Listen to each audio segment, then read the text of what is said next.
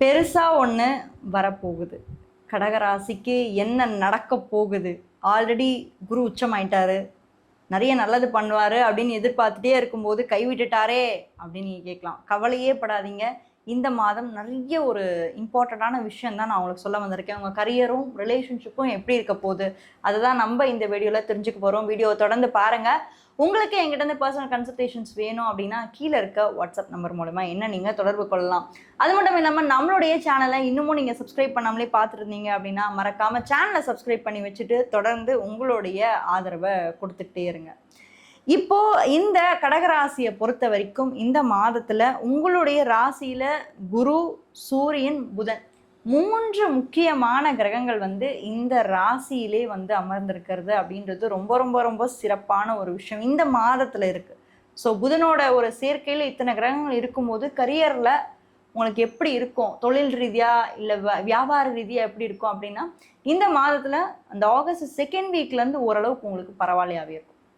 So first வீக்கில் கொஞ்சம் நிதானம் இல்லாமல் லைஃப்பில் பார்த்தீங்கன்னா ஐயோ ஏதாவது ஒரு மிஸ்டேக் பண்ணிட்டோமோ, இதுக்கு முன்னாடி பண்ண விஷயம் திருப்பி பண்ணக்கூடாதோ, பண்ண தப்பை எப்படி நம்ம மாற்றிக்கலாம். நம்ம சனி வக்கரமாக இருக்க. ஸோ சனி வக்கரமாக இருந்தால் பண்ண விஷயங்கள்லேருந்து நம்ம அதுலேருந்து ஒரு விஷயத்த கற்றுக்கிட்டு வரும். அதே மாதிரி இந்த டைம் பீரியடில் ஃபர்ஸ்ட் வீக்கில் இந்த ஆகஸ்ட் ஃபர்ஸ்ட் வீக்கில் என்ன மிஸ்டேக் பண்ணீங்களோ அதை ஃபர்ஸ்ட்டு நீங்கள் மாற்றி அமைக்கிறதுக்கு பிளான் பண்ணுங்கள். ஏன்னா அதை தான் நீங்கள் யோசிச்சுட்டு இருக்கீங்க இப்போ வரைக்குமே. என்னமோ தப்பு பண்ணியிருக்கோம், அதை கண்டுபிடிக்க முடியல. அப்போ அதை கண்டுபிடிச்சிட்டு ஆகஸ்ட் 2nd வீக்லேருந்து அதை அப்படியே நீங்கள் இம்ப்ளிமெண்ட் பண்ணுங்கள். அது உங்கள் கரியராக இருந்தாலும் சரி, உங்களுடைய பிஸ்னஸ் வியாபாரமாக இருந்தாலும் சரி. ஏன்னா கடகத்தை பொறுத்த வரைக்குமே இது முழுக்க முழுக்க ஒரு சந்திரன் ஆதிக்கம் பெறக்கூடிய ஒரு ராசி அப்படின்றதுனால நிறைய ஐடியாஸ் வந்துக்கிட்டே இருக்கும். அவங்களுக்கு ஏதாவது ஒரு வேலைக்கு போகிறத விட அவங்க ஏதாவது பிஸ்னஸ் பண்ணலே நல்லா வருவாங்க கடகராசியில் இருக்கவங்க. ஏன்னா அந்த அளவுக்கு ஒரு க்ரியேட்டிவிட்டி நல்லா இருக்கு.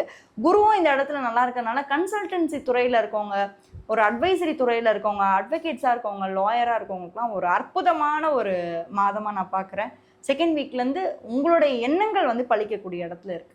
மேரேஜ் ரிலேட்டடாக எப்படி இருக்க போகுது, அது சார்ந்த விஷயங்கள்ல என்ன மாதிரி நீங்கள் முடிவெடுக்க போறீங்க, முக்கிய முடிவுகள்லாம் எடுக்கிறதுக்கு வாய்ப்பு இருக்கா, இல்லை பெண்டிங்காக வைக்க போறீங்களா அப்படின்னா நமக்கு ஆல்ரெடி இங்கே 9ஆம் பாவத்தில் சனி வக்கரத்தில் போயிட்டுருக்காரு. குரு இன்னும் வக்கரமால அவர் உச்சத்தில் தான் இருக்காரு. அவர் அப்படியே 7ஆம் வீட்டை பார்க்கறதுனால டெஃபினட்டாக தடைப்பட்ட திருமணம் நடக்கிறதுக்கு வாய்ப்பு இருக்கு. இந்த மாதத்துல இருந்து உங்களுக்கு ஏதாவது ஒரு விஷயம் தடை பண்ணி வச்சிருப்பீங்க. சரி ஓகே இது அப்படியே வெய்மா அப்புறம் பார்த்துக்கலாம் வேண்டாம் அப்படின்னு ஏதாவது ஒதுக்கி வச்சுருந்தீங்கன்னா அந்த விஷயத்த திருப்பி நீங்கள் எடுத்துட்டு மறுபடியும் ஸ்டார்ட் பண்ணுறதுக்கு, இல்லை அவங்களுக்கு ஒரு வாய்ப்பு விட்டலாம், இல்லை பேசி தான் பார்க்கலாமே, நம்ம தானே வேணான்னு சொல்லிட்டு விட்டோம், பேசி தான் போய் பார்க்கலாமே, நல்ல பையனாக தானே இருக்கான், நல்ல பொண்ணாக தானே இருக்கு, சரி விடு பார்த்துக்கலாம், எல்லாமே குறையா இருக்குன்னு நம்ம சொல்ல முடியாது. அந்த மாதிரி உங்களுக்கு ஒரு சில சேஞ்சஸ், மன ரீதியாக சில சேஞ்சஸ், சில மாற்றங்கள், இல்லை ஆல்ரெடி நீங்கள் உங்களுடைய லவ்வரோடே சண்டை போட்டிருந்தாலும் பரவாயில்ல அவன் தானே யார் அப்படின்ற மாதிரி திரும்பி ஒன்றா சேரக்கூடிய வாய்ப்புகள் எல்லாமே இந்த மாதம் ஏற்பட தான் போகுது. படிப்பு சார்ந்த விஷயங்கள்லாம் எப்படி இருக்கு இந்த மாதத்தை பொறுத்த வரைக்கும் அப்படின்னு நம்ம பார்த்தோம்னா, பசங்களை பொறுத்த வரைக்கும், குழந்தைங்களை பொறுத்த வரைக்கும் 5ஆம் பாவம் என்பது மிக முக்கியம். ஸோ 5ஆம் பாவத்தோட அதிபதி செவ்வாய் 12ஆம் இடத்துல இருக்காரு. கொஞ்சம் சோர்வாக ஃபீல் பண்ணுவீங்க, கொஞ்சம் ரெஸ்ட் எடுத்துக்கோங்க. இந்த மாதத்தை பொறுத்த வரைக்கும் நிறைய நீங்கள் எஃபர்ட்ஸ் இதுக்கு முன்னாடி போட்டுட்டீங்க, பட் எஃபர்ட்ஸுக்கு உண்டான பலன் இன்னும் கிடைக்கல. இருந்தாலும் வரக்கூடிய மாதங்கள் உங்களுக்கு அதுக்கான பலன்கள் கண்டிப்பாக கிடைக்கும். படிக்கிறதுக்கான வாய்ப்புகள் நிறைய, இன்னுமே ஆப்பர்ச்சுனிட்டிஸ் உங்களுக்கு அப்ராட்ல இருக்கீங்கன்னா நிறைய வாய்ப்புகள் உங்களுக்கு கிரியேட் ஆக போகுது. ஸோ சூப்பராக இருக்க போறீங்க, கவலையே பட வேண்டாம். ஆகஸ்ட் மாத கிரகநிலை அடிப்படையில் நம்ம பார்க்கும்போது மற்ற கிரகங்கள்லாம் எப்படி இருக்கு, அதாவது எந்த ராசியாக வேணாலும் இருக்கட்டும், பட் கிரகநிலைகள் எப்படியெல்லாம் அமர்ந்திருக்காங்க அப்படின்றத நம்ம பார்க்கும்போது முதல்ல செவ்வாய் எங்க இருக்காரு, அதாவது செவ்வாய்ன்றது மிக முக்கியமான ஒரு கிரகமாக நம்ம பார்க்கப்படுறோம். அந்த செவ்வாய் பகவான் இந்த ஆகஸ்ட் மாதத்துல மிதுன ராசியில சஞ்சரிக்க போறாரு.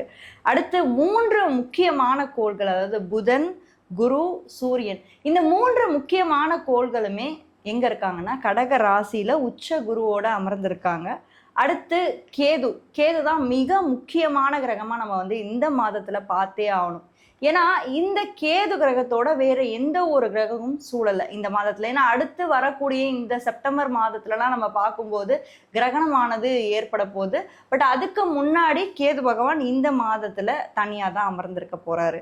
அடுத்து சுக்கிரனோட இணைவு, அதாவது இந்த டைம் பீரியட், இந்த ஆகஸ்ட் மாத டைம் பீரியடுக்கு முன்னாடி வரைக்கும் நீங்கள் பாருங்கள், இந்த சுக்கிரன் கேதுவோட இணைவு வந்து ரொம்ப ஸ்ட்ராங்காக ரொம்ப நெருக்கமாக இருந்தது. அதுக்கப்புறம் போக போக இந்த செகண்ட் வீக் ஆகஸ்ட்டுக்கு மேலெல்லாம் நம்ம பார்க்கும்போது அந்த கேதுலேருந்து பிரிஞ்சு சுக்கிரன் கன்னி ராசியில, அதாவது தன்னுடைய நீச்சமாகக்கூடிய கன்னி ராசியிலிருந்து மீன ராசிக்கு தன்னுடைய உச்ச பார்வையை செலுத்துறாரு. அங்க என்ன ஒரு பிரச்சனை இருக்கு, பிரச்சனைன்னு கூட சொல்ல முடியாது, பூகம்பம் அப்படின்னு கூட சொல்லலாம். ஏன்னா சனி பகவான் மீன ராசியில கடந்த ஒரு 1.5 வருஷமா வந்து அமர்ந்திருக்காரு. 1.5 வருஷமா அமர்ந்திருக்கக்கூடிய இந்த சனி பகவான் இப்போ இந்த கோச்சாரத்துல மாறக்கூடிய இந்த சுக்கிரனை நேருக்கு நேர் வந்து பார்க்க போறாரு. ஸோ ரொம்பவே பவர்ஃபுல்லா அமையக்கூடிய ஒரு விஷயம். ஏன்னா ஒரு பக்கம் வந்து பார்த்தீங்கன்னா நீச்சமான ஒரு சுக்கிரனோட அமைப்புல சனி பகவான் அவருடைய நெருங்கின ஃப்ரெண்டு, ரொம்ப க்ளோஸான தோஸ்துன்னு கூட சொல்லலாம். ஸோ அந்த சனி பகவான் இந்த சுக்கிரனை வந்து இந்த மாதம் வந்து பார்வையிடுறாரு. அதுக்கப்புறம் வேற யாரு, ராகு, கலியுகத்துடைய கடவுள், அதாவது கலியுகத்துடைய மகான் அப்படின்னு கூட நம்ம சொல்லலாம். இந்த ராகு பகவான் எங்கே இருக்காருன்னா கும்பராசியில் இந்த மாதம் மட்டும் கிடையாது, இந்த டிசம்பர் மாதம் முழுக்கவே, அதாவது எக்ஸாக்டாக சொல்லணும்னா 18 months வந்து அவர் வந்து கும்பராசியில் இருப்பார். அப்படியே சிம்ம ராசிக்கு நம்ம பார்த்தோம்னா அதுக்கு நேரடியாக இருக்கக்கூடிய ராசியில் உங்களுக்கு வந்து கேது பகவான் இருப்பார். ஸோ இந்த டிசம்பர் மாதம் வரைக்கும் ராகு கும்பராசியில் சஞ்சரிக்க போகிறாரு. ஸோ வீடு கொடுத்த சனி பகவான் வந்து மீன ராசியில் இருக்க போகிறாரு. ஸோ இதுதான் வந்து கோச்சார ரீதியாக கிரக நிலைகள் வந்து மாதம் மாதம் மாறிட்டே இருக்கு. அதை தான் நம்ம ஒவ்வொரு மாதமும் நம்ம பேசிக்கிட்டே இருக்கோம். ஒவ்வொரு மாதமும் கிரகங்கள் எப்படி எப்படி மாறுறாங்க, எந்தெந்த வீட்டுக்கு மாறுறாங்க. ஏன்னா நம்ம ஒரு ராசி பலன் எடுத்தோம்னா அது வந்து ஒரு பர்டிகுலர் ராசியை மட்டும் நம்ம மென்ஷன் பண்ண முடியாது. ஏன்னா இங்கே பாருங்கள் 12 ராசிகள் இருக்குது இல்லைங்களா? ஸோ 12 ராசிகளும் 9 கிரகங்களும் இருக்குது. ஸோ அவங்க மாதம் மாதம் மாறுவாங்க. மாதம் மாதம் மாறக்கூடிய கிரகங்கள்னு சில இருக்குது, வருடம் வருடம் மாறக்கூடிய கிரகங்கள்னு சில இருக்குது. ஸோ நம்ம ராசி பலன் பார்க்கும்போது ரெண்டுத்தையுமே எடுத்து தான் பார்க்கணும். ஸோ வெயிட்டேஜ் வந்து ரெண்டுமே இருக்குது. ஸோ நிறைய பேர் பண்ணுற தப்பு என்னென்னா, ராசி பலன் பார்க்கும்போது வெறும் ராசிநாதன் மட்டும் பார்ப்பாங்க, சனியை மட்டும் பார்ப்பாங்க, சுக்கிரனை மட்டும். அப்படி கிடையாதுங்க. மற்ற கிரகங்கள் கோள்கள் வக்ரமாவுதா? ஏன்னா இப்போ பாருங்க, இந்த குறுகிய காலகட்டத்தில் இந்த ஒரு டைம் பீரியட், இந்த ஜூலை மாதத்துலலாம் பாருங்க புதன் வந்து வக்ரமாயிட்டே இருந்தார். இப்போ இந்த ஆகஸ்ட்டுக்கு அப்புறம்லாம் அவர் வக்ர நிவர்த்தி ஆகி நேர்கதிக்கு வந்து மாற போகிறார். ஸோ அப்போ கிரகங்கள் வந்து வக்ரமாகும், திரும்பி நேர்கதிக்கு வரும். இந்த மாதிரி நிறைய விஷயங்கள் வந்து ஒரு அற்புதமான ஒரு விஷயம் தாங்க ராசி பலன். நீங்கள் வந்து அதை ப்ரிடிக்ஷனாக மட்டும் பார்க்காம ஒவ்வொரு மாதங்களும் கிரகங்கள் எப்படியெல்லாம் மூமெண்ட்ல இருக்காங்க அப்படின்றத நோட் பண்ணும்போது டெஃபினட்டாக நம்மளால வந்து நிறைய விஷயங்களை தெரிஞ்சுக்க முடியும். ஏன்னா இந்த பிரபஞ்சத்தில் நிறைய விஷயம் சேஞ்ச் ஆகிட்டே இருக்கு. அது நம்மளால தான் வந்து கண்டுபிடிக்க முடியல.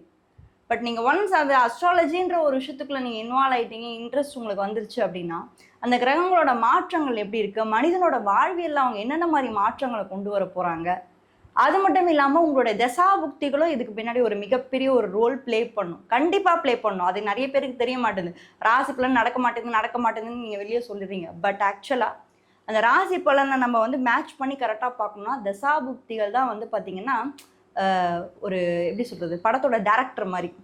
இப்போ ஒரு படத்தோட டேரக்டர் எவ்வளோ முக்கியம், அவர் தானே எல்லாத்தையுமே வந்து அமைப்பார், புரியுதுங்களா? ஒரு ஹீரோ அமைக்கிறது, ஹீரோயின் அமைக்கிறது, எல்லாத்தையும் அமைக்கிறதும் ஒரு டேரக்டர் தான். ஸோ அப்போது அந்த தசாபுக்திகள் அப்படின்றது ஒரு டைரக்ஷன் கணக்கில் தான். ஸோ இவ்வளோவா நம்ம தெரிஞ்சாதான் ஒரு ராசி பலன் அடிப்படையில் நம்ம எடுக்க முடியும். அது மட்டும் இல்லாமல் ராசி பலன் அப்படின்றது பொது பலன் அப்படின்றத நீங்கள் மைண்டில் ஃபஸ்ட்டு வச்சே ஆகணும். ஏன்னா இது ஒவ்வொரு மாதமும் மாறக்கூடிய ஒரு பலன். இது ஒரு 30 to 40% தான் உங்களுக்கு மேட்ச் ஆகும்.